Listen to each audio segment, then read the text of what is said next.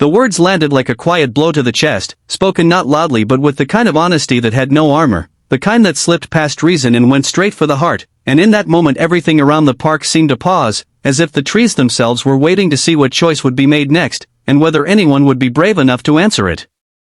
It was a gray afternoon in a small Midwestern town where the seasons changed moods as often as people did, and the park sat between a church with peeling white paint and a row of aging apartment buildings that leaned slightly as if tired of holding up other people's lives. A woman named Sarah stood near a bench, her dress darkened by rain that had stopped minutes earlier, her hair still damp and clinging to her face.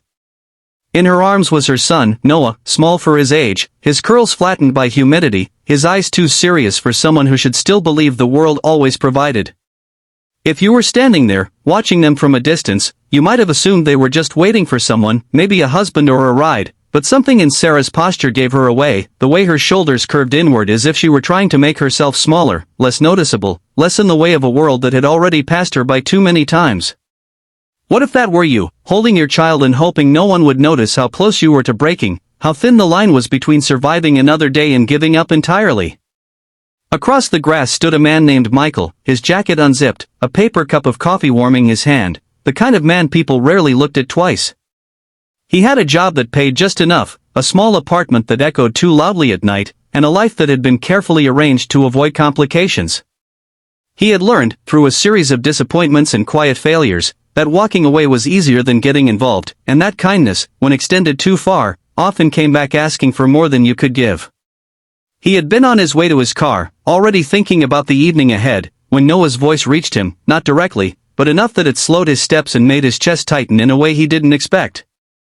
The boy had explained, without drama, without tears, that he and his mother hadn't eaten in 2 days, not as a plea, but as a simple fact, like stating the weather.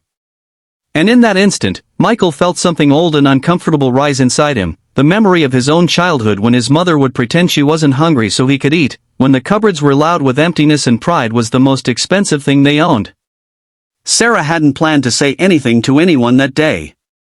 She had told herself she would just sit until the bus came, until she could figure out where to go next, how to stretch the last few dollars she had into something resembling a meal. Her husband, David, had passed away the previous winter after an accident at a construction site, and the world had moved on with shocking speed while hers had collapsed into a series of forms, waiting rooms, and polite rejections. Churches promised prayers but had waiting lists. Shelters were full. Friends drifted away, unsure how to help without becoming involved.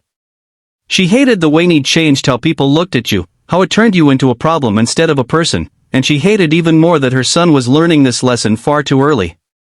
If you were in her place, watching your child grow quieter each day, would you have the strength to keep asking, or would silence start to feel safer?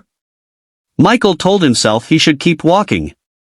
He told himself that everyone had a story, that he couldn't save them all, that getting involved would only complicate things. But his feet didn't move, and the coffee in his hand grew cold as he stood there wrestling with the part of himself he had buried years ago, the part that believed people were worth the risk.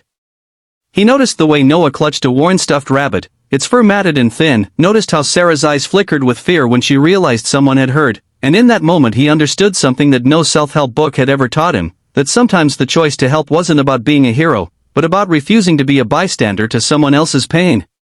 He approached slowly, careful not to startle them, and offered what little he had without making it feel like charity. He suggested food, warm and simple, and transportation somewhere safe for the night. Sarah hesitated, years of disappointment making her cautious, but hunger has a way of softening defenses, and Noah's quiet hope did the rest. As they walked together toward a nearby diner, Michael felt something shift inside him, a sense of purpose he hadn't felt in years, as if the world had quietly handed him a second chance to be the person he once wanted to be. The diner was nothing special, vinyl seats cracked with age, the smell of grease and coffee thick in the air, but to Sarah and Noah it felt like a sanctuary, a place where warmth and fullness were still possible. Over plates of food, eaten slowly and with gratitude that bordered on reverence, Sarah shared her story in fragments, careful not to overwhelm, careful not to sound like she was asking for more than she already had. Michael listened, truly listened, and realized how rare that simple act had become.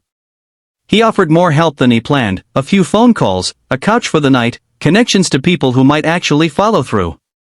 None of it felt grand, but all of it mattered. For Noah, the world expanded again, if only slightly, enough to let light back in. For Sarah, hope returned not as a sudden miracle, but as a fragile thing that needed tending, like a flame shielded from the wind.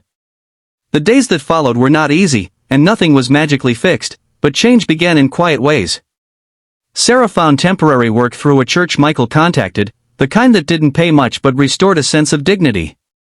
Noah started smiling again, his laughter hesitant at first, then freer. Michael discovered that his own life felt fuller, richer, not because he had given something away, but because he had allowed himself to care. He understood then that kindness was not a transaction, but a connection, one that reshaped both the giver and the receiver in ways that could not be measured or undone. If you were standing where he stood now, looking back on that afternoon in the park, would you recognize the moment your life changed, or would it only make sense in hindsight? As the seasons turned and the memory of that cold afternoon softened, the three of them remained connected, not bound by obligation, but by a shared understanding of what it meant to be seen at your lowest and met with compassion instead of judgment. Sarah would later say that it wasn't just the food that saved them, but the way someone had looked at her and her son and decided they mattered. Michael would carry that truth with him, letting it guide him in moments when it would have been easier to look away. And Noah, growing older and stronger, would remember that there was a time when the world had been very hard, and a stranger had chosen kindness, planting a seed that would shape the man he would one day become.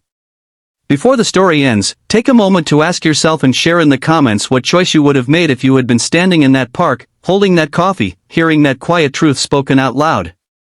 And if this story truly touched your heart, gently reminding you of the power of kindness, second chances, and seeing one another as human, please consider liking, commenting, sharing, and subscribing, so more stories like this can reach those who may need them most.